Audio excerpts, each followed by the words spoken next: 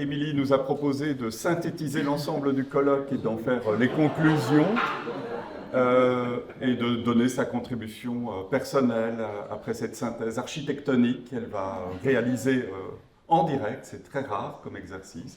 Et donc, je lui laisse tout de suite la parole. Ah, waouh! Eh bien, on a quand même juste un mot, on a eu une conférence juste avant, absolument magnifique. Bon, voilà, il ne faut pas... C'était une conférence, voilà, je voulais juste réagir sur la conférence qu'on venait d'entendre, que j'ai trouvée absolument magnifique. Alors, au-delà de la punition qu'on m'a impartie de passer en dernier, je m'en excuse pour vous, je vais finalement parler de différents croisements qui ont été traversés ce matin. Donc j'aurai certainement des moments où où des choses se répéteront avec ce qui a déjà été dit, et puis peut-être pas. En tout cas, moi, je voudrais m'intéresser, en effet, ce matin, on pourrait dire alors, c'est pas un croisement entre deux modes, mais c'est au mode Reul et à ces enjeux, on va dire, écologiques, qui étaient qui habitaient vraiment Brno toutes ces dernières années. Et je voudrais le faire depuis l'enquête. Et un petit peu au-delà, j'aurai l'occasion de revenir notamment sur un passage de Face à Gaïa. Et puis, je voulais le faire aussi, puisque la demande des organisateurs qui était tellement juste et qui a été, moi, je trouve très bien, qui a donné des choses très belles depuis le début, c'était de nous demander aussi de revenir sur cette enquête et puis de voir, sinon les limites ou les prolongements, comment ça nous mettait au travail. Et moi, j'ai choisi en fait de faire discuter ce mode Reul de Brno avec une proposition faite par un philosophe contemporain décolonial, et c'est aussi pour ça que ça rejoindra d'autres choses qui ont été faites ce matin, qui s'appelle Mohamed Amer-Méziane, dans un livre récent que certains ou certaines d'entre vous ont peut-être lu, qui s'appelle Au bord des mondes, et qui me semble, mais j'en porte toute la responsabilité, qui me semble hérité de manière totalement frictionnelle, voire parfois rageuse, mais en tout cas très passionnante, du geste de Brno d'instauration de Reul, c'est-à-dire d'essayer de prolonger, peut-être de renouveler en partie cette entreprise de démodernisation de la religion, de redescription de cette dernière, et puis de manière plus générale, qui hérite aussi de cette réflexion si importante autour des enjeux d'une telle reprise, en fait, de cette instauration au regard des enjeux écologiques. Voilà. Et je dirais que... Bon, voilà. Donc, le fil rouge, me semble-t-il... la manière dont je vous le donnerai comme ça, parce que, pour que vous l'ayez en tête, de cette reprise, qui me semble être à la fois chez Méziane et chez Brno, c'est la suivante. Est-ce que, là, ce sera les termes de Méziane que je reprendrai, est-ce qu'une réflexion écologique peut se passer d'un discours sur l'invisible ? Ce qu'on appelle conventionnellement, ou réduit à, comme vous voulez, à la religion ou au sacré. On pourrait dire que le problème fondamental que la tour et Méziane pose aux écologistes et plus largement aux terrestres est le suivant. On ne formulera pas de nouveaux rapports à la Terre sans questionner notre rapport au ciel. Donc après, avec ça, débrouillons-nous. Je répète, si vous voulez, oui, on ne formulera pas de nouveaux rapports à la Terre sans questionner notre rapport au ciel. Et alors, je voudrais commencer par d'abord revenir sur Reul.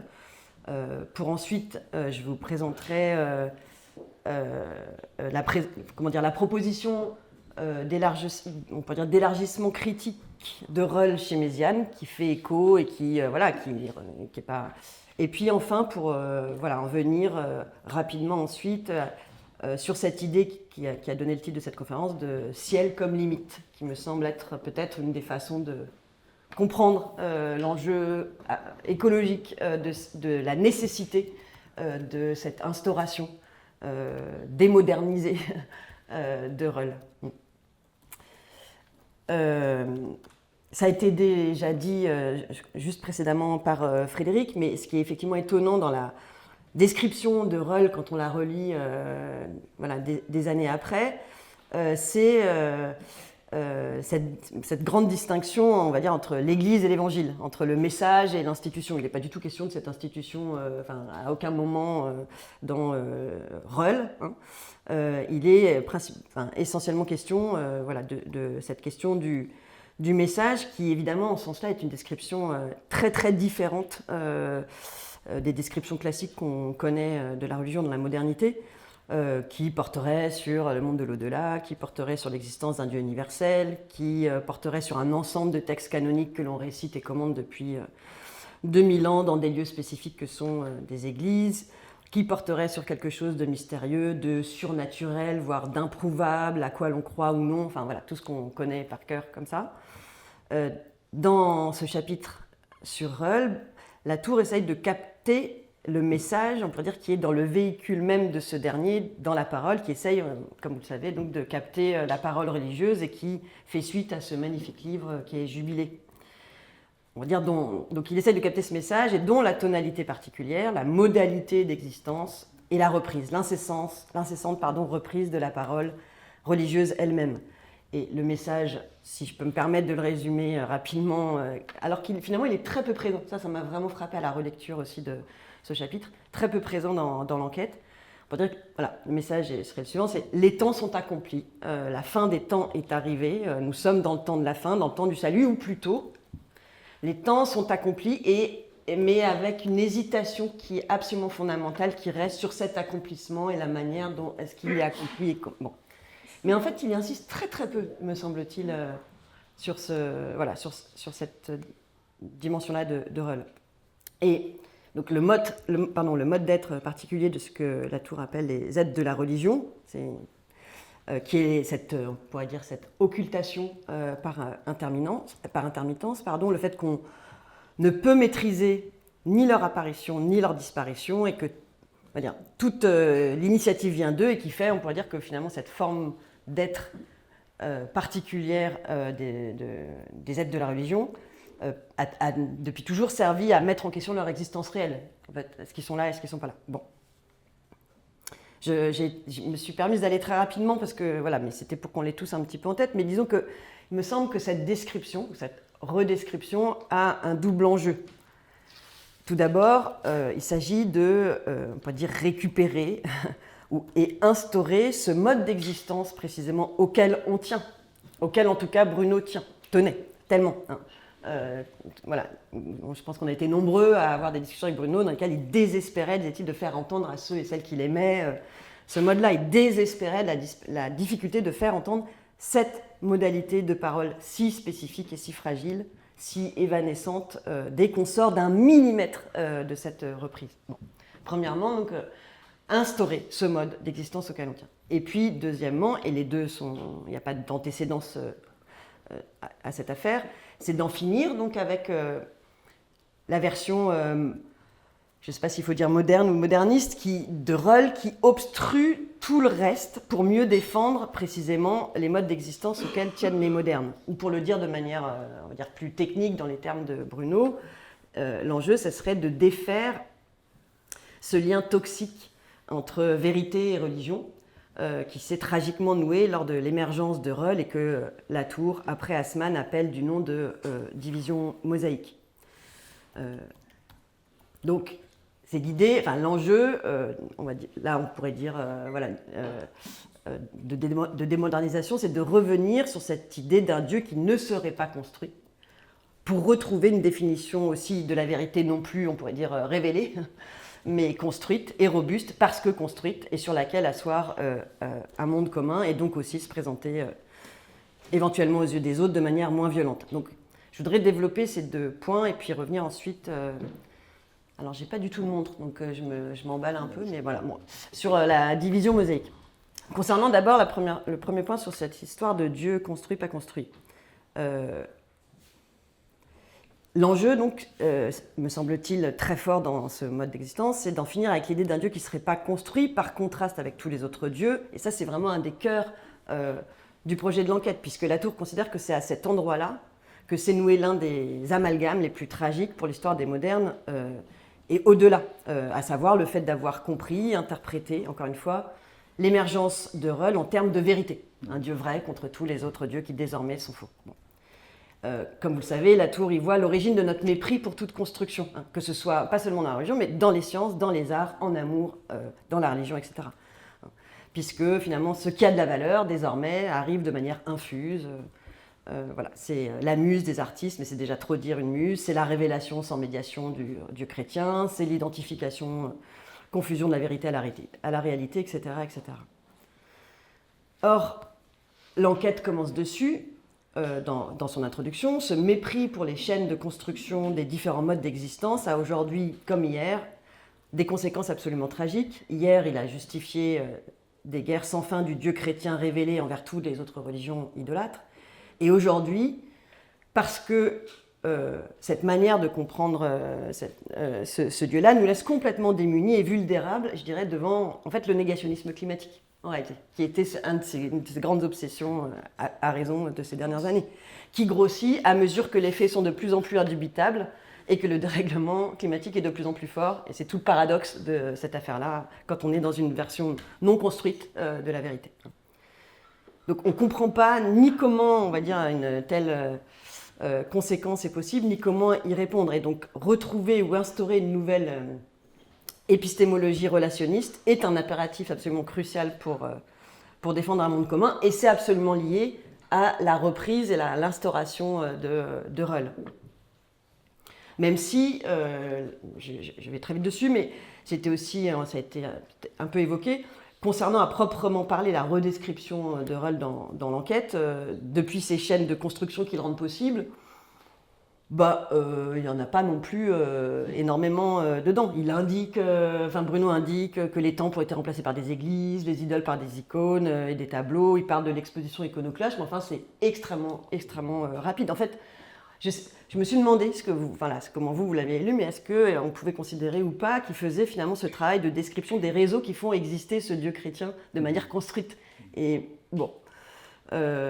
alors peut-être je me suis dit que cette dimension-là se situait dans sa manière même d'instaurer Reul, c'est-à-dire dans sa description de la parole religieuse elle-même, dans laquelle on peut repérer peut-être ces différentes étapes ou mouvements qui composent le fait de construire quelque chose, le faire, cette double direction de l'action, le jugement de valeur à propos de cette dernière, que tout ça, quand il décrit les êtres de la religion qui sont à l'initiative de leur présent, alors qui est à l'origine qu'ils soient là ou nous, le fait qu'on ne sait pas si cette parole a eu lieu ou pas, on n'est jamais très sûr quand elle a été bien instaurée ou pas, ce contraste entre les sermons vides de toute parole religieuse ou au contraire la présence de cette dernière, peut-être à cet endroit-là que ça se passait. Bon.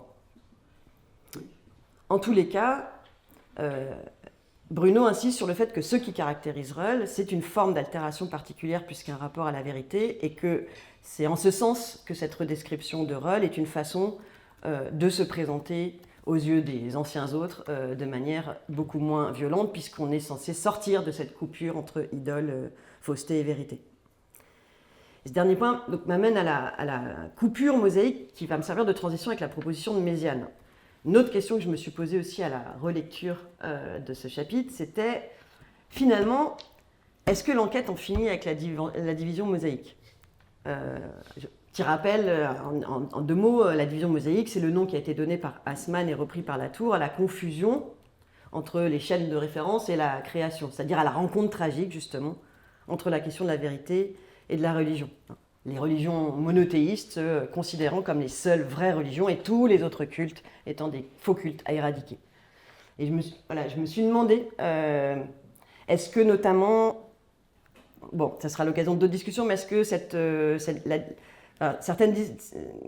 distinction entre Metz et Reul ne reconstituait pas à certains égards cette division mosaïque ? Bon, là, il faudrait aborder Metz, ce qui ne va pas du tout être le cas, mais donc je poserai la question autrement. Est-ce que Reul, c'est un mode d'existence à lui tout seul pour la seule religion chrétienne aussi ? Qui est une question, je pense qu'on s'est tous un petit peu posée. Et si c'est le cas, et que toutes les autres formes d'altération de l'être constituées par nos liens avec d'autres invisibles sont à nouveau, disparaissent à nouveau ou sont reléguées, je me suis posé cette question-là. Alors, une des défenses pourrait être de dire oui, mais Bruno cherchait à décrire les modes d'existence seulement auxquels les modernes appartiennent, certes, mais est-ce que ces derniers ne tiennent qu'à cette religion-là? Qu'en est-il des autres monothéismes? Qu'en est-il des religions que lui appelle non pas païennes mais cosmologiques, aussi des modernes? Est-ce que ce sont moins des religions?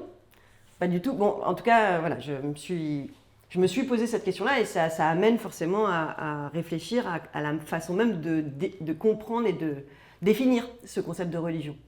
Et c'est à cet endroit-là que j'avais envie de faire discuter la réflexion de Bruno avec celle de Méziane, donc Au bord des mondes, puisque dans ce texte de Méziane, ce dernier, en fait, c'est le point vraiment central. Je dirais juste, évidemment, certains fils du texte, pas du tout l'ensemble, mais une des thèses importantes de ce texte de Méziane, c'est qu'il avance, pour le dire de cette façon-là, qu'il faudrait faire avec le concept de religion le même travail critique de démodernisation et même de dénaturalisation que celui qui a été fait ces 20 dernières années avec le concept de nature. Intéressant. Bon.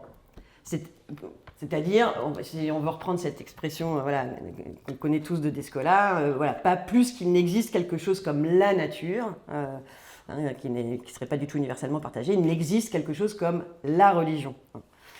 C'est, on va dire, le concept de religion, comme le concept de nature, serait la chose du monde la moins partagée. Voilà. Donc c'est, autrement dit, une invitation de sa part à historiciser, à anthropologiser et donc aussi décoloniser ce concept de religion. Le point qu'il fait, la proposition qu'il fait, et je me dis que Bruno n'aurait pas forcément été en désaccord, c'est que la religion, ce concept de religion, pas notre rapport aux multiples invisibles, mais le concept de religion est une invention des modernes. Dans quel sens? C'est pour lui une invention historiquement datée, autour du XVIIe, XVIIIe siècle, qui est le moment de rationalisation aussi dont parle Latour, en quoi Reul se serait transformé, et qui, pour Méziane, est lié à la question de la colonisation et à l'émergence des sciences modernes. Pour le dire d'une autre façon, un point qu'il fait, c'est, on va dire, ce serait au contact d'autres peuples et d'autres pratiques en lien avec des invisibles, que au départ, dans un premier temps, des missionnaires, puis finalement des théologiens et des philosophes ensuite, en cherchant à comprendre, on pourrait dire comprendre au sens littéral de d'englober, de prendre avec, donc de comprendre ces pratiques au regard de la religion chrétienne et de sa volonté, son idée d'universel, se mettent à élaborer une définition universelle de la religion dans laquelle les cultes extra-européens ne rentrent pas par définition, ça ne marche pas, et dans laquelle, ou plutôt en laquelle, et c'est ça qui est aussi très intéressant et qui me semble rejoindre le point de Latour, la religion chrétienne elle-même était en train de se transformer ou a été transformée en ça. Donc il s'agit d'une double opération, avec ce concept de religion, de dénigrement des liens aux invisibles des autres collectifs qui ne remplissent pas les critères de cette définition, et de transformation, on pourrait dire de rationalisation de la religion chrétienne, dont parle aussi Latour à partir de cette nouvelle épistémée des sciences modernes dans laquelle essaye de se fondre la religion chrétienne. C'est-à-dire que la religion chrétienne passe ici d'une forme de vie, pensez au monachisme, aux communautés chrétiennes, etc., à un ensemble de croyances et de pratiques cultuelles liées à ces croyances, qui est rien d'autre que, on pourrait dire, la définition sécularisée du rapport à l'invisible qui est le nôtre depuis, et qui correspond, c'est ça qui est toujours très étonnant, au moment de la multiplication des preuves de l'existence de Dieu auxquelles il faudrait croire. Voilà, tout ça marche ensemble. Donc, la proposition de Méziane, c'est de dire que l'origine du concept de religion, que l'on croit universellement partagé comme la nature parce que comme elle s'est présentée de manière universelle, du fait de son origine chrétienne, a une origine eurocentrique, impériale aussi, liée à la colonisation, et chrétienne. Et donc, il y a besoin de décoloniser cette notion et ce qu'elle recouvre. Il parle de unpack, comme Butler parle de défaire le genre. Il faudrait défaire ce concept-là. Et il me semble là aussi que Latour serait probablement, sinon d'accord, au moins très intéressé avec ça. Voilà. Méziane lui propose, à la suite d'un anthropologue des religions qui s'appelle Talal Assad, le concept de tradition, au pluriel, pour parler de ce qu'on a coutume, donc depuis le XVIIe siècle, d'appeler religion. Bon, voilà, c'est une manière d'engager, de plus les penser justement en termes de système de croyances, mais de pratiques incorporées, de discours, de discussion d'une tradition donnée. Alors, question que je mets au pot commun de la discussion du colloque. Est-ce qu'il faudrait penser à un mode d'existence trad à côté de Reul, ou est-ce que trad englobe Reul, si Reul n'est que la religion chrétienne, pour attraper la multiplicité, la variété de nos rapports aux invisibles, on pourrait dire à l'intérieur et en dehors des collectifs des modernes, pour réellement se démoderniser et donc aussi se décoloniser. En tout cas, le point qu'il rejoint, c'est cette idée qu'il faudrait décoloniser ce concept de religion universelle et sécularisée pour pouvoir bien parler et faire de la place aux autres traditions, mais aussi pour défaire ce qu'elles recouvrent. Et qu'est-ce qu'elles recouvrent? Ça, c'est mon deuxième point. Je ne sais pas du tout quelle heure il est. Non, mais c'est bon. C'est bon, ok. Donc, qu'est-ce qu'elle recouvre? C'est le fait d'avoir fait descendre le ciel sur la terre. Ça, c'est un point que Méziane avait pu... Ah, c'est très gentil. Merci beaucoup. Merci. Mais tu iras au moins jusque-là, si tu veux. Ok. Donc, ce point très important, me semble-t-il.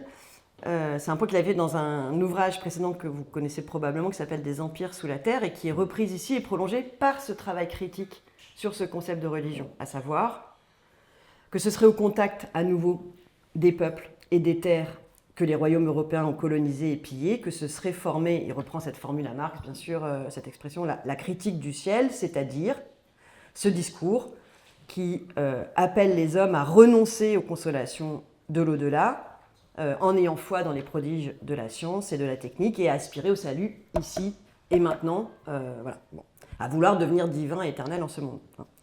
Et que son point, c'est finalement de considérer, c'est quelque chose que moi j'avais aussi, sur lequel je m'étais appuyée dans mon précédent travail, que la découverte, avec tous les guillemets qu'il faut, du nouveau monde et de ses richesses infinies, ont amené certains Européens à interpréter la conquête de ce dernier comme la réalisation des promesses du christianisme sur la terre. Donc d'écraser, on va dire, si je peux me permettre, le ciel sur la terre. Donc la colonisation et les bouleversements que cette dernière a fait connaître à la religion auraient fait descendre le ciel sur la terre. Et ce transfert, comme vous le savez, de sacralité du ciel vers la terre a ouvert la période de prédation et d'exploitation illimitée que l'on connaît, dont on n'est toujours pas sorti. Alors, je me demandais, il m'a semblé intéressant j'ai essayé de relire ce point-là avec un passage de la 6e conférence de Face à Gaïa, où, là aussi pour rappel très rapidement, dans cette conférence, cette 6e conférence, Latour s'intéresse à comment expliquer notre indifférence à l'égard du changement climatique. Il nous dit dans cette conférence que ce serait, je vais vraiment, c'est un archi-résumé, mais ce serait un contresens qu'il faudrait attribuer aux gnostiques à propos du message de Reul concernant la fin des temps. Et que ça serait ça qui serait à l'origine de cette indifférence. Dans quel sens? Vous vous souvenez qu'un des points de définition même du mode d'existence de Reul, c'est cette incertitude, cette hésitation sur cette question de la fin des temps. Et que là, eh bien, cette incertitude radicale à propos de la fin des temps, du fait que le temps de la fin est arrivé, comme à propos de la présence de Dieu dans cette parole, à un moment donné, dit Bruno dans cette 6e conférence, eh bien, à un moment donné, c'est ça d'être comprise, à savoir qu'un certain nombre de peuples se dirent désormais absolument certains d'avoir atteint la fin des temps. Et cette certitude, écrit Latour, s'est traduite par celle de réaliser ici-bas la promesse de l'au-delà. Elle s'est traduite, écrit-il dans ce chapitre, par le rêve de réaliser la cité céleste sur la terre. Alors, il ne s'agit pas vous vous souvenez sûrement que Latour, lui, il voit l'origine dont il a été question ce matin de cet écrasement Reul-Paul, et il insiste pour cette raison sur les régimes de terreur qui en sont sortis, au lieu et il ne mentionne pas le capitalisme en lui-même comme une des formes les plus terribles prises par ce contresens, on va dire, de réaliser le paradis sur la terre. Mais il me semble que ces derniers travaux, notamment autour de la question de la production c'est-à-dire sa manière finalement à lui d'attraper le capitalisme, ou plutôt ses travaux sur les régimes productivistes, comme ses derniers articles d'ailleurs sur la religion chrétienne, invite à penser qu'il n'aurait pas été en désaccord non plus finalement avec cette idée, mais voilà, c'est aussi une réflexion, une question que je vous adresse. En tout cas, il reste qu'il est frappant à mon sens que tous les deux pointent comme une des causes majeures de la situation climatique qui est la nôtre, les devenirs modernes de Reul, pour le dire de cette manière-là, avec évidemment une acceptation assez large, sinon médiéviste, de la modernité, qui commencerait avec la réforme grégorienne, puisque Bruno retourne à la contresens avec Joachim de Flore. Bon, mais les médiévistes diraient que c'est là que ça a commencé. Bon. Donc ce qui m'amène à mon dernier point, et qui a animé aussi cette reprise, c'est que qu'il s'agisse pour l'un, Bruno, d'un contresens sur Reul, et pour l'autre, on pourrait dire de la transformation d'une religion impériale par ses devenirs coloniaux, je reprends ces termes. En tout cas, dans les deux cas, il me semble que les différentes versions sécularisées de Reul sont au cœur des amalgames qui ont amené et qui nourrissent le nouveau régime climatique. Que ce soit sous la forme de l'indifférence qu'elle oppose à ce dernier, ou de la théologie de l'abondance qu'elle défend, que l'Église défend depuis qu'elle a fait descendre, depuis que le ciel est descendu sur la terre, elle n'en est pas seule responsable, et qui l'alimente, quoi. Raison pour laquelle, à mon sens, en tout cas c'est comme ça que je l'entends, que, pour le formuler de cette façon-là, pour Latour comme pour Méziane, notre rapport à la métaphysique est engagé dans cette mutation écologique, et toute la question porte sur comment répondre de ce dernier. Cette question, évidemment, elle est délicate. Et elle est délicate notamment parce qu'elle est souvent réduite, voire identifiée ou ramenée à le fameux retour à. Ça serait un fameux retour, retour du religieux. C'est tout ce que vous avez à proposer. Bon, voilà. Bon, c'est un point délicat parce que, mais comme vous le savez, Latour, comme Méziane, en tout cas pour Latour, vous le savez, Méziane pour ceux qui l'ont lu aussi, refuse cette idée de retour du religieux, puisque pour qu'on puisse parler et craindre donc un retour du religieux, il faudrait que ces dernières aient disparu. Or, il me semble que la situation actuelle nous aide, s'il le fallait, à reconnaître que c'est loin d'être le cas. Donc, le point par lequel on peut entendre mon dernier point, et je serai dans les temps, c'est que pour pouvoir l'entendre, il me semble que c'est très important d'être clair sur ce qu'on entend par sécularisation, et que c'est une des raisons pour lesquelles passer par Méziane, je trouve, permet de clarifier des choses qu'il y a chez Latour. À savoir que le processus de sécularisation ne doit pas s'entendre comme celui de la disparition des religions, mais de leur transformation. C'est un point, à mon sens, absolument fondamental. Toute la question, évidemment, étant de savoir comment on entend, comment comprendre cette transformation et de quoi il s'agit. Dans ce texte, en tout cas, moi, ce qui m'a éclairé pour bien le comprendre, c'est certaines réflexions de Méziane qui le présentent de cette façon-là, c'est-à-dire que le processus de sécularisation a consisté en la mise en ordre, on pourrait dire, et la hiérarchisation politique, on pourrait dire aussi raciale et coloniale, des religions. Cette mise en ordre, alors après c'est une grande discussion, c'est juste une micro-parenthèse que j'ouvre, est-ce que c'est une recomposition propre au capitalisme d'une hiérarchisation qui était déjà existante, liée à la division mosaïque et à la dimension impériale du christianisme. Je ferme cette parenthèse. Mais en tout cas, voilà, c'est une mise en ordre et une hiérarchisation des religions. Ce n'est pas du tout une disparition de ces dernières. Donc il ne s'agit pas, encore une fois, de leur disparition, mais de leur classification, on pourrait dire, en bonne et mauvaise religion, selon des critères institués par les États européens naissants. Et dans cette classification, comme vous le savez, la religion chrétienne est considérée la seule apte à se séculariser, c'est considérée comme la seule religion civilisée, devant les autres monothéismes d'abord, qui sont toujours à moitié un peu sauvages et donc toujours à surveiller et à gouverner, pour notamment l'État français, je n'ai pas besoin d'insister dessus. Et puis, très loin, on va dire, devant les rapports des collectifs extra-industriels à leurs invisibles qui, eux, sont réduits à des fables. Voilà, c'est le moment de la modernité.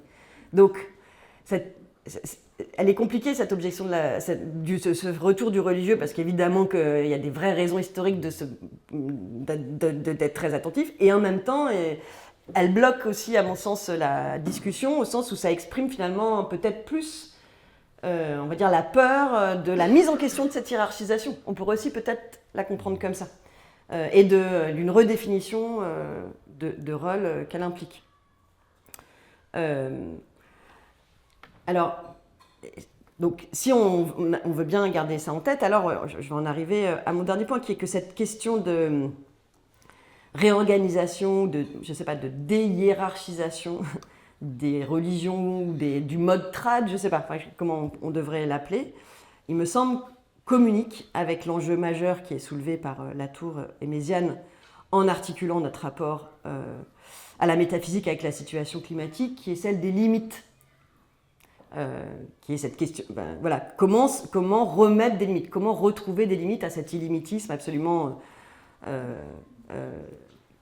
pourrait dire, consubstantif au productivisme, capitalisme, à cette croissance sans fin, cette exploitation sans fin, etc. etc. Alors, de quelle façon ? Il me semble qu'on comprend au regard de cette question des limites et donc de cette perspective écologique l'importance, on pourrait dire cosmopolitique, d'instaurer Reul, au sens où, en l'instaurant comme une forme d'altération particulière, en instaurant l'incertitude constitutive à propos de la fin des temps qui est la sienne, c'est une manière de contribuer à défaire cette confusion entre cité terrestre et cité céleste.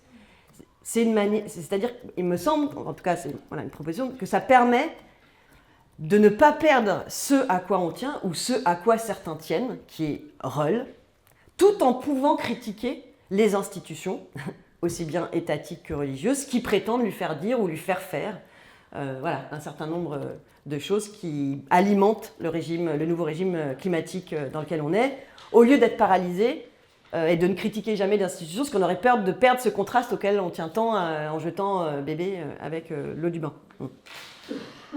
Il me semble que c'est, en un sens, c'est comme ça qu'on peut comprendre cette citation de l'Enquête, page 326, un Dieu de l'incarnation, enfin revenu sur Terre, n'est-ce pas ce qui nous préparerait mieux à ce qui nous attend que l'étrange idée d'une religion qui nous élèverait vers le ciel? Alors, vous allez me dire, c'est bizarre parce que je viens de dire exactement le contraire, mais je ne crois pas. Je crois qu'au premier abord, on pourrait avoir l'impression que c'est l'inverse, mais il me semble que quand il parle ici de ce Dieu ici-bas, c'est d'un Dieu qui n'est pas indifférent à ce qui se passe ici-bas. Pour qui il n'y a pas d'autre terre que cette terre, où cette altération peut-être, peut vibrer, comme tu disais. Hein. Contrairement à ce Dieu du ciel, tellement lointain que finalement on va chercher des signes ici-bas dans la réalisation du ciel sur la terre. Alors, qu'est-ce qu'il en est de Méziane? Il me semble qu'on pourrait comprendre son argument de manière assez similaire, mais peut-être de manière plus à la fois déchristianisée et décoloniale. Il le formule de la manière suivante. On a besoin des invisibles pour retrouver des limites. Et pour cela, on a besoin de sortir de cette sécularisation au sens de hiérarchisation des religions. On a besoin on a besoin des invisibles pour retrouver des limites. En quel sens? On pourrait le comprendre par la négative peut-être d'abord, au sens où la seule civilisation qui a prétendu que le monde se limitait au monde visible est celle qui est en train de détruire la Terre elle-même. Que celle qui a imposé la violence, qui a imposé par la violence qu'il n'y ait pas d'autres invisibles ici-bas, qui les a retirés dans un au-delà où il ne reste à peu près plus personne, par un ou deux dieux, et imposé comme seul lien à ces derniers un rapport de croyance individuelle, est en train de menacer l'existence de ce monde visible, soi-disant bien plus solide et soi-disant plus matériel, une fois débarrassé de ces derniers. Alors, ça reste à ce niveau, on va dire, un peu liminaire dans leur texte, et il me semble que cette question est absolument fondamentale, et j'aimerais, pour conclure, tenter de le reformuler et de l'expliciter dans les termes d'une autre philosophe encore, à qui je voudrais faire dialoguer Bruno, qui est un texte que m'a fait découvrir Déborah, de Frédéric Ildefonse, qui s'appelle « Il y a des dieux », et qui porte sur le polythéisme antique et contemporain. Je ne vais pas du tout rentrer dans son point, mais il y a un point chez elle qui me semble nous faire comprendre mieux cette question de notre rapport à la métaphysique et la question des limites. Qu'est-ce qu'elle veut dire en disant, par une telle affirmation de « il y a des dieux » ? Elle l'entend au sens où il y a des dieux pour nous rappeler que nous ne sommes pas dieux, pour sortir, autrement dit, de la démesure. Il y a des dieux pour nous convaincre, dit-elle, que nous ne sommes pas tout-puissants. Ou que, je la cite encore, les dieux nous protègent de cette idée de tout-puissance. Nous avons besoin de dieux au pluriel pour déposer en eux le rapport excessif à notre propre puissance. Autrement dit, on pourrait entendre le fait que cette idée, aussi vertigineuse soit-elle, je l'entends tout parfaitement, que Dieu et les dieux peut-être posent des limites. Et il me semble que c'est peut-être en partie ce qu'on entend dans des revendications parfois mal nommées de spiritualité, de néopaganisme, qu'on trouve dans les milieux écologistes, qu'on trouve dans plein de reprises comme ça. Qu'est-ce qui est dit ici ? C'est peut-être qu'on est épuisé de cette démesure moderne, et très menacé aussi par elle, et qu'on peut éventuellement comprendre, et en tout cas, est-ce que c'est une façon de comprendre ce mode Rull ? C'est une des questions que je vous adresse. Ces réinventions de trad ou de Rull-D colonisés sont autant de manières de refuser cet illimitisme, c'est-à-dire de penser encore une fois notre rapport aux invisibles comme une façon de poser des limites à ce qu'on peut faire, mais aussi peut-être à ce qu'on peut savoir. Autrement dit, le monde ne nous appartient pas. Le monde n'est pas fait que pour nous et que en nous, et ceux qui pensent ça, il n'y a non plus de monde non plus. Voilà, pardon, je m'arrête là. Merci.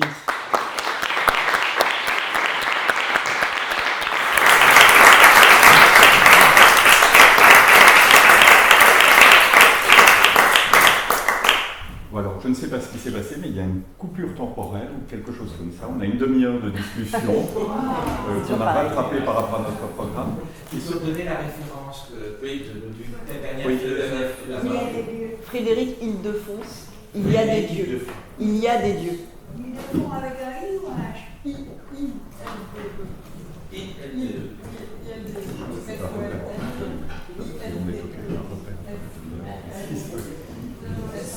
Alors, pour la discussion, je propose que tu viennes, Frédéric, ici, comme ça. Et moi, non, tu peux prendre ma chaise, tu peux te mettre à ma place, moi ça me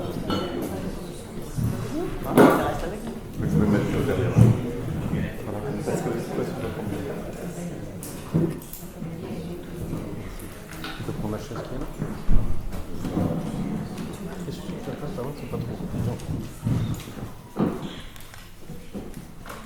Voilà, donc la discussion est ouverte, on a un autre temps de si on tient, on a un autre temps de discussion. Si on n'est pas encore un C'est le colloque. Pardon. On aurait pu conclure avec le c'est ce que j'essaie de conjurer aussi. Et donc, vous pouvez adresser vos questions aux deux, mais je crois aussi que ça peut être, certaines peuvent être adressées à Antoine et à David, parce que je trouve qu'il y a eu un vrai débat par texte interposé, et que par contingence, quelque chose c'est vraiment très bien articulé. Donc les questions sont ouvertes et peuvent circuler entre les différents orateurs. Voilà. Oui, John ? Juste pour commencer, excusez-moi, tous les quatre allaient très très bien ensemble ce matin, c'était très bien formaté et composé. Il y a plein de questions. J'aimais bien, je pense, avec une observation, la question que tu as posée, Émilie, est-ce que Met et Rel ne sont pas une manière de refaire la coupure mosaïque? C'est quelque chose qui s'est arrivé dans la tête déjà. Pourquoi est-ce qu'une forme de monothéisme peut se constituer comme Rel et toute autre forme d'expérience avec les invisibles à une autre chose qui a des liens avec la psychothérapie et la psychose? Je crois que c'est une question fondamentale. Et donc, pour la question que Frédéric a posée, quelles sont les instances d'un bon rapport, vibration entre Rel et Rap? Donc, je ne sais pas comment combiner les questions, mais première question pour Frédéric. le sacrement, l'idée du sacrement, à la naissance, au mariage, à la mort, ne sentez pas toujours concerné par la reproduction, par la continuation de l'espèce. Et pour poursuivre, pour Émilie, tu proposais trad comme un cadre plus grand pour la religion, ou ce qui était appelé la religion avant la modernité. Je pensais en fait à ce que Isabelle Spengler a écrit dans la collection d'Antoine sur la possibilité que l'engendrement pourrait être un mode d'existence. Donc, l'engendrement, la question de comment continuer l'espèce, comment exister pendant longtemps, pendant des générations, qui vient pas des modes d'existence, mais où atterrir. Est-ce que peut-être engendrement est justement ce lien entre rep et rel, et est-ce que peut-être engendrement serait ce que tu cherches avec trad? Donc, toutes les religions ont ces questions dans le rite. Ils ont des pratiques sur comment refaire les gens, comment continuer les traditions, continuer tout ce qui nous sommes et tout sur quoi on dépend. Donc, question des noms, mais c'était les propositions, les noms que vous avez donnés. C'était à toi d'abord. Ah oui. Oui. Merci Émile. Oui, je t'en prie. Alors, peut-être pour répondre à ta question, John, sur les sacrements, sont-ils toujours concernés par la vibration entre Rupp et Rull? Peut-être ce que je dirais aujourd'hui, aujourd'hui il y a des collectifs, en tout cas dans certaines paroisses catholiques en France, et plutôt des jeunes d'une trentaine d'années, plutôt chrétiens de gauche, comme on dit, qui sont en train, à mon avis c'est très intéressant, d'exiger que nous soyons attentifs, nous les prêtres, quand nous célébrons la messe. Ça va vous paraître, moi ça me paraît très important, de célébrer avec des hosties dont on peut tracer tout le réseau qui les a produites, et notamment d'évacuer de là des pains qui ont été faits avec des blés industriellement produits. Alors, beaucoup de gens dans l'église balayent ça en disant ils sont complètement... c'est du pharisianisme. Moi, je ne pense pas, parce que là, on voit une vibration entre Rupp et Rull. Parce que eux prennent conscience que c'est complètement absurde de célébrer la messe avec ce type de produit. Donc, là, on est sur le sacrement de l'Eucharistie. Il y a un livre de Benoît Sibylle. Voilà, c'est Benoît Sibylle. Voilà. Du pain. C'est un certain Benoît Sibylle, c'est un jeune philosophe. Un tout petit texte sur ce point-là. Sur ce point-là. Passionnant, ouais. Et là ça commence à entrer dans l'église, cette question-là. Donc, Sibylle, parce qu'on, SIBY2LE. parce qu'on pourrait lui répondre, Benoît, mais Il y a du pain et vie dedans, je sais plus. J'ai pas... Le sacrement, il est toujours valide, quel que soit le type de farine que tu utilises. Dans un sens, oui. Mais sur ce que nous vivons nous-mêmes quand nous le faisons, là, c'est une autre affaire. Ben, oui, c'est ça. Alors, on dit, ah oui, vous voulez des hosties bio, mais c'est pas... La version anti-woke. Ça, c'est la version anti-woke, exactement. Mais comment est-ce possible de célébrer l'Eucharistie si on participe soi-même à des systèmes d'oppression, de pollution? Ça n'a pas de sens pour ceux qui le célèbrent. Je crois que c'est ça que vous voulez dire, Benoît. C'est la réponse que je dirais aujourd'hui, au moins pour ce point-là. Par rapport à l'action que tu poses, je ne sais pas si engendrement serait un mode d'existence ou si en fait c'est une bonne façon qui viendrait nourrir REP. Moi je le verrais plus comme ça, par rapport à la discussion que vous avez posée avec Isabelle Didier, en disant que les aides de physique sont très présents et voilà, et semblent un peu épuisés dans l'enquête, la manière de rendre compte de REP, mais en fait les êtres vivants ne le sont pas, ou très peu. En fait, la question de l'engendrement et des générations, c'est de ça dont il s'agit quand on parle des vivants. Donc je ne suis pas sûre qu'il faudrait en rajouter un, mais peut-être en revanche, pour le coup, bien poursuivre et nourrir le mode d'existence REP. Moi je pense que c'est ce que je retiens, c'est vraiment des choses que je retiens de ce colloque. Dans engendrement, puisque ça a été cité, c'était pas seulement reproduction. D'accord. C'était plus compliqué que ça. C'est pour ça qu'il ne suffit pas de nourrir REP, à mon avis, REP de nouvelle. Ah oui. C'est une mauvaise catégorie qui est faite pour résister à REP, comme symbole d'une réalité qui tient par elle-même, etc. Engendrement, ça correspond plutôt à comment redevenir terrestre. C'est-à-dire comment se fabriquer le souci de ce que notre descendance va devoir affronter un monde que nous ne connaissons pas. Donc ça serait remplacer REP par engendrement. Quelque part. Alors ça, comme toujours avec Bruno, la tectonique, on bouge une chose, on ne sait pas Je sais pas ce qui va se passer. bouger, mais on pourrait... Je dirais juste, REP c'est la vie, les vivants, et engendrement c'est forme de vie. Donc c'est milieu plus vie, je dirais. Et sa forme de vie, c'est la culture, c'est tout. Il y a une remarque, question d'Alice. C'était un peu dans la même veine de questions. Je remercie à tous les deux pour la présentation, c'était super intéressant. Je me disais, en entendant le mode trad, je me suis demandé mais qu'est-ce qui le distinguerait alors du mode ad, qu'on pourrait aussi voir comme une manière de réhabiliter le territoire en réinstaurant les êtres, et du coup les réinstaurer de manière à se rendre attentif à comment est-ce qu'ils se replient. Ça implique un peu quand même une notion de rituel, de se rendre attentif, et par cette manière de ritualiser, de faire exister un certain chez soi, comment on peut relier à des pratiques plus antiques d'entretien des divinités pour se rappeler qui on est, etc. Je me disais, mais du coup ça m'intéresse de savoir trad, qu'est-ce que ça ajoute par rapport à Ab, ou en quoi ça... Enfin, où est-ce que ça peut... où est-ce que Ab peut être un peu trad C'est un mode qu'on n'a pas du tout entendu. Non. J'ai cherché, je faisais la liste de ceux qu'on n'avait pas. Il y avait mort, qui n'a pas été évoqué, Ab, je ne sais plus. Est-ce que je peux Juste- donner une Ah bah, proposition? vas-y Isabelle, avec grand Je crois plaisir. que Ab est là pour montrer comment ça peut être simplifié, alors que tous ces hiatus se compliquent terriblement, tout le bazar. Comment on peut lisser les hiatus. Je crois que trad, c'est pas ça. C'est perdre une tradition, l'avoir, etc.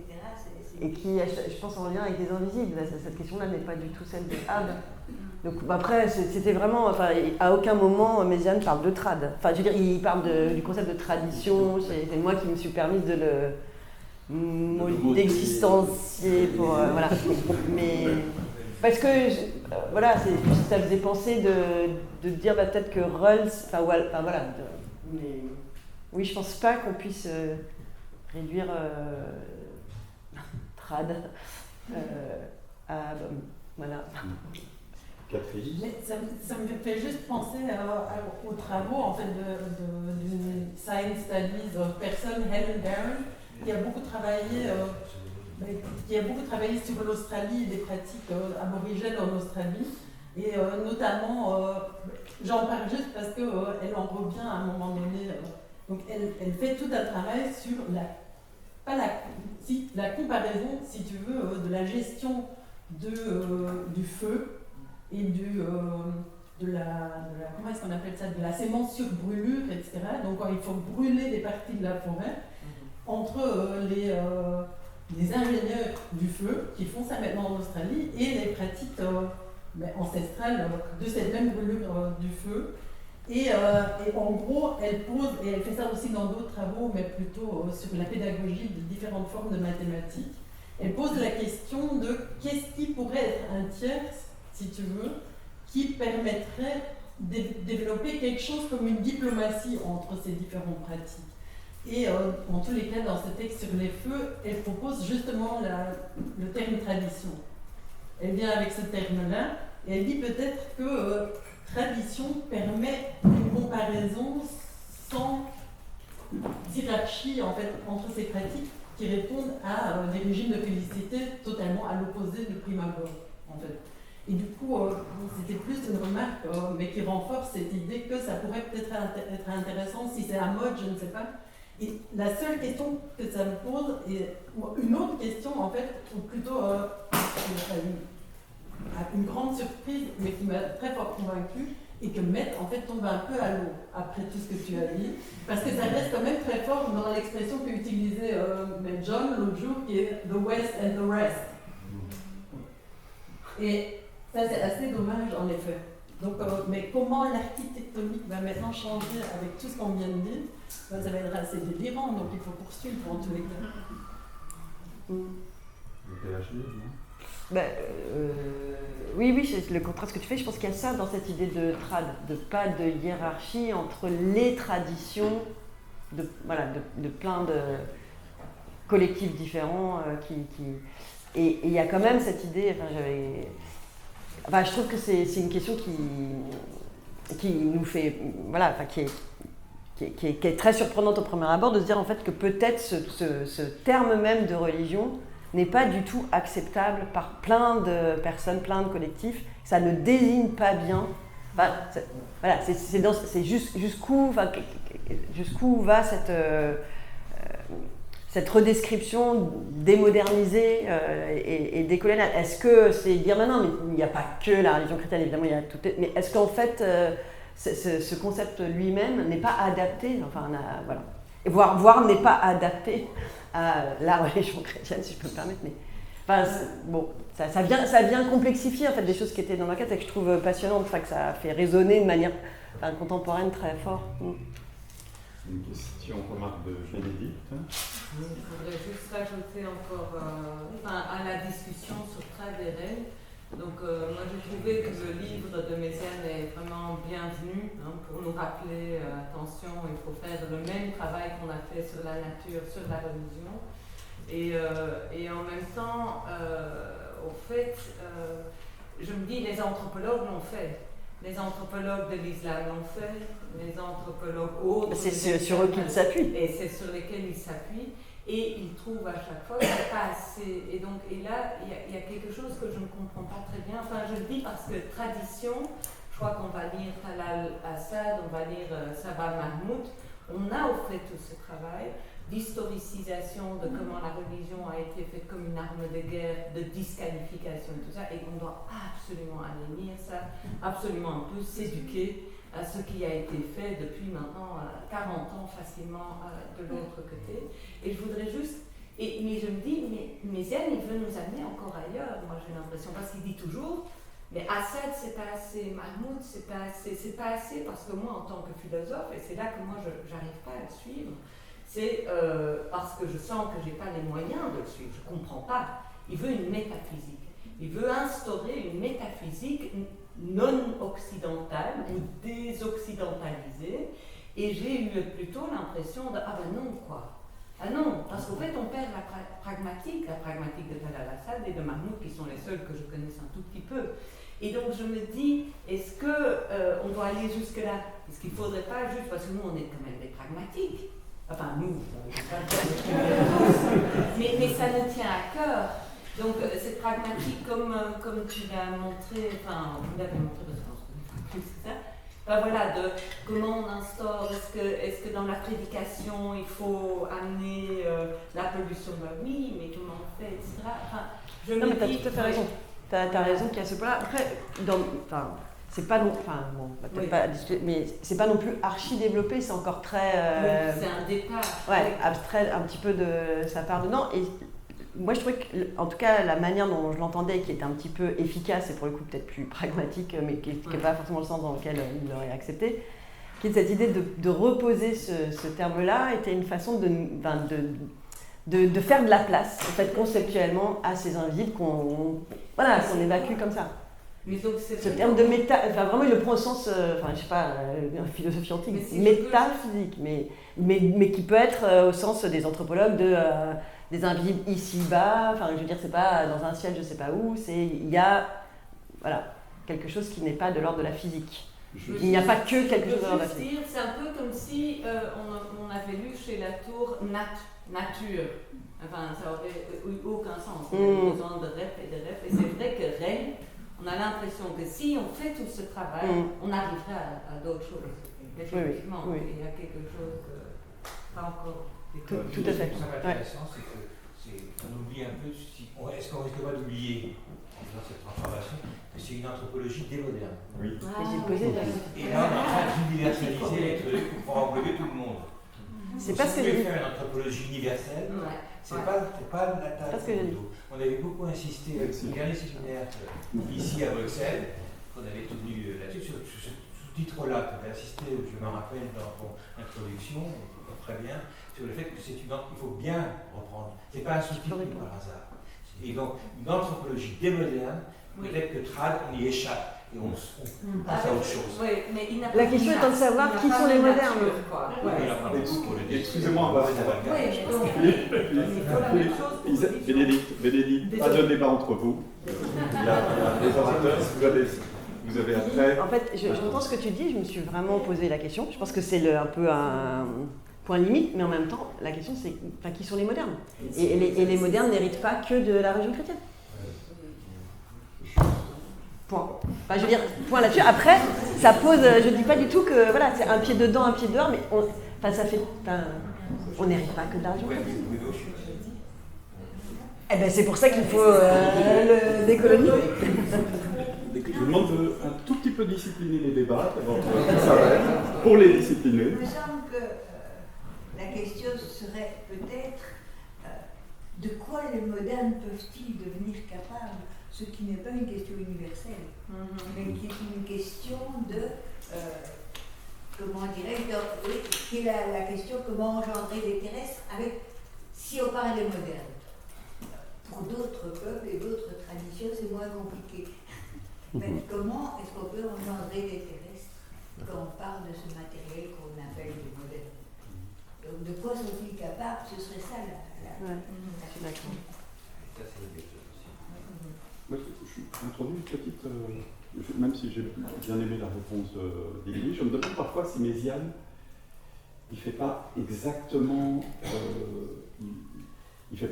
tout ce qu'on pourrait, tout ce que l'enquête reproche en fait, c'est-à-dire qu'il exporte le problème des modernes aux autres. Enfin, déjà rien que de faire une métaphysique pour les autres est déjà une monstruosité dont les conséquences sont terribles parce que c'est encore inscrire les autres dans les débats qui nous concernent.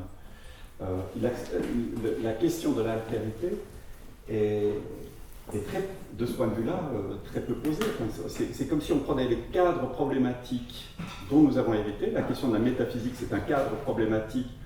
Là-dessus, je viens quand même de Deleuze et Guattari, c'est-à-dire c'est une invention grecque et nous sommes des héritiers de cette invention régionale et c'est celle-là qui nous a empoisonnés. Mais nos poisons ne sont pas les poisons des autres. Est-ce qu'en exportant des termes aussi massifs, on n'exporte pas en même temps un certain genre de poison et en les redoublant du fait qu'ils viendraient des autres? Moi, ça me fait penser à... ta question me fait penser à la conférence que tu faisais, Catherine. Je voulais tout dire. Au sens où j'entends ce que tu dis, mais par ailleurs, je reconnais que j'ai tendance à utiliser les auteurs dans ce qui m'intéresse mais je reconnais.